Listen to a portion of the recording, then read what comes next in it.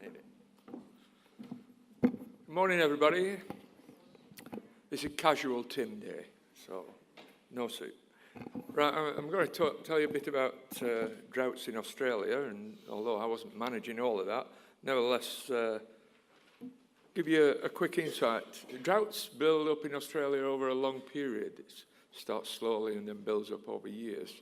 It's a very hot country, and as Ronnie was talking yesterday about droughts, what follows droughts is mass floods generally, and that's just the case in Australia.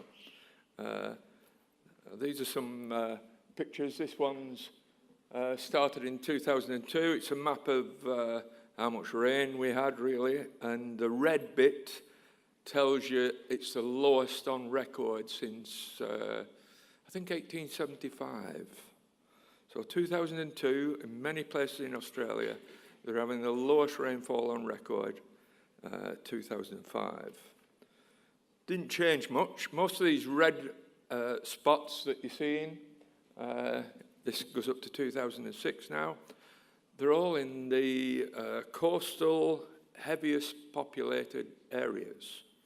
Australia is a big place, thousands of kilometres wide and long, but the driest places, remember, in over a 4-year period, every year, they kept getting the lowest amount of rainfall each year for 200 years consecutively. So building up to 2006, it had basically no rainfall at all, anywhere where there was populated areas.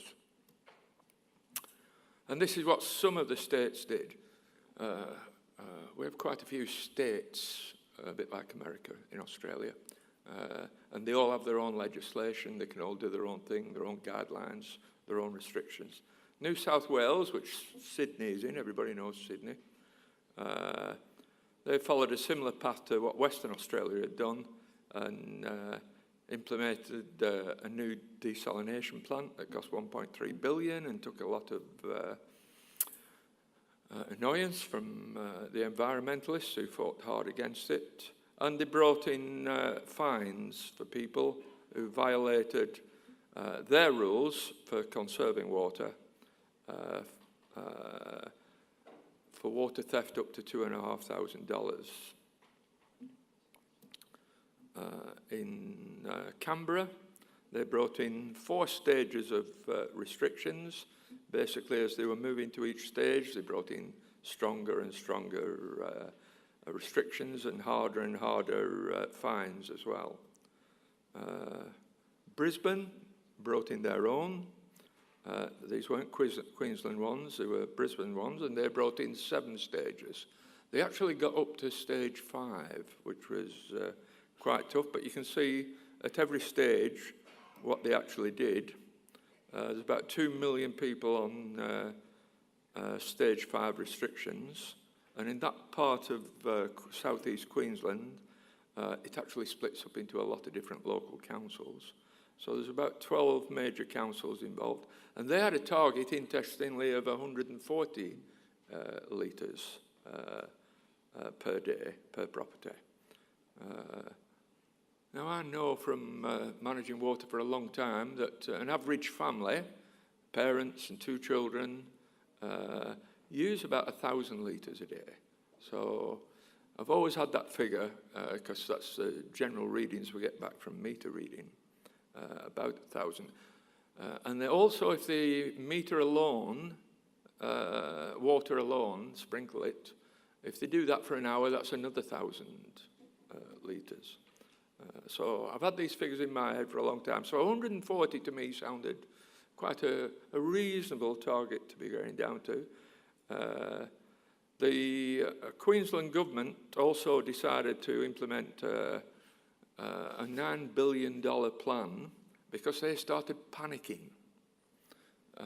There was such a strong environmental lobby in Australia for the last 30 years that nobody had been allowed to build any more dams. All increase of supply had stopped to new sources, but the government started to panic in Queensland because they could see Brisbane totally running out of water, and they introduced this $9 billion plan to build a desalination plant that would add 125 megalitre a day to the system, and to spend about 4 billion on trunk mains as a grid system to connect every single water supply system around Brisbane together. And they set up 3 corporations to manage all that. They also decided to build a new dam as a last-minute panic, called Traverston Dam, and the public reacted so badly to this that there was constant demonstrations in the city every single day. But the government went ahead and forced purchase of land off farmers, etc., and they put their strongest 2 ministers in charge of making sure it got through all the legislation. I'd been trying to raise a dam 2 metres for 11 years, and the legislation was just stopping me. So the only way they could do it was putting 2 ministers in charge. I think one of the things that's often missed in in droughts, and this certainly happened in Queensland. Queensland's a big agricultural area, was the amount of sheep and cattle that was lost. Literally thousands of them had to be shot and killed because they didn't have food or water. And the suicide rate for farmers started climbing enormously. These are side effects of droughts that people tend to forget about. But like Ronnie Mackenzie had said yesterday, after a severe drought comes the exact opposite. El Nino hits, floods are everywhere. And I saw, where I was based, I saw houses floating down the river. This wasn't unusual. The river swelled that much, houses on the embankments fell in and just ran down. People on top of the roofs, this was very common. People on top of the roofs, helicopters had to come over and pick them up and take them off. We're all watching this on TV every day. I had to find this photo on the internet. I had a better one, really, that I actually saw. But anyway, common houses floating down the river. I took this off the internet this morning, and this is just in the last few years, the average consumption between 16 and 17. It's around 187. So this is without drought conditions, and this is what southeast Queensland's consuming at the moment. So that makes me think the 140 target that we'd been given perhaps wasn't that tough. It wasn't tough enough.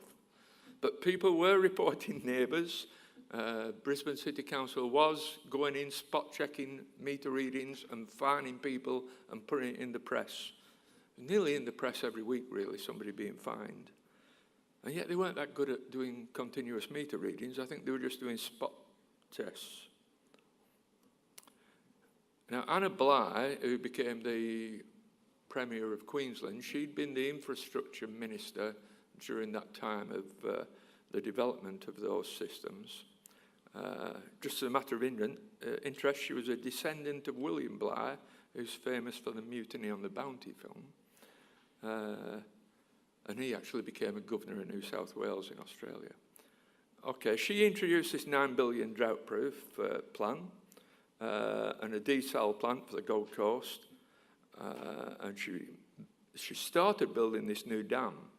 The new dam never got built. It got that much bad publicity, and it was relatively shallow for the surface area, so it wasn't going to be that good. They were going to have lots of evaporation.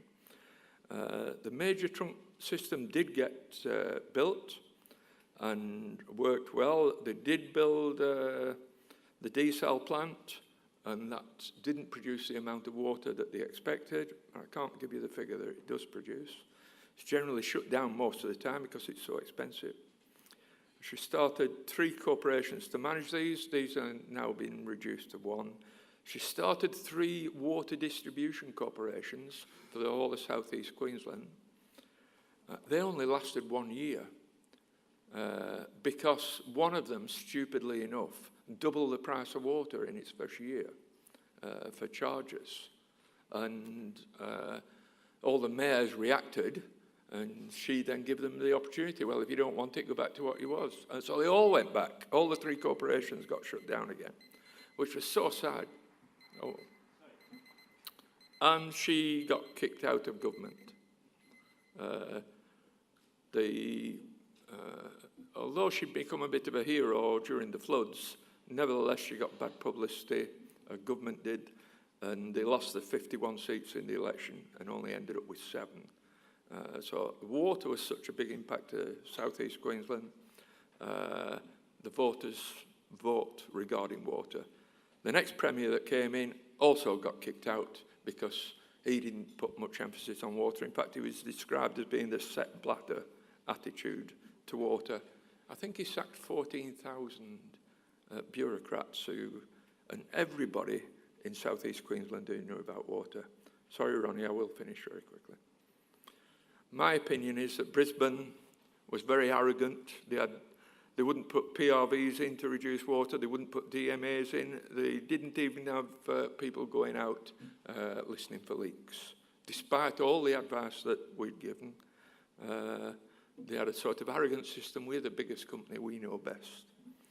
Gold Coast and Logan City were brilliant because they hired my organisation. And this is what we did. We lowered the leakage frequency and the water losses down enormously. In fact, this is when the water loss group discovered that once you reduce pressure, you reduce the frequency of bursts a lot. Okay, thank you very much.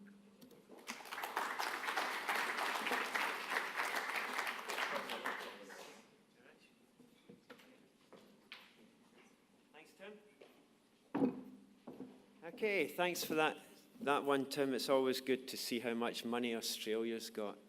$9 billion, 90 billion rand. Yeah, you could use that in Cape Town, 90 billion. For 2 million people? Yeah. Okay, and let me just see, your target was 140 litres per person per day, which you've conceded is maybe a bit generous. Cape Town is aiming for 50. So that's quite amazing. What else did you say? Okay, and you've built a desalination plant, which you say is shut down most of the time. So it's maybe not the greatest investment in the world, perhaps. So saving water you would recommend. Okay, we'll come back onto that. Thanks, Tim. That was wonderful.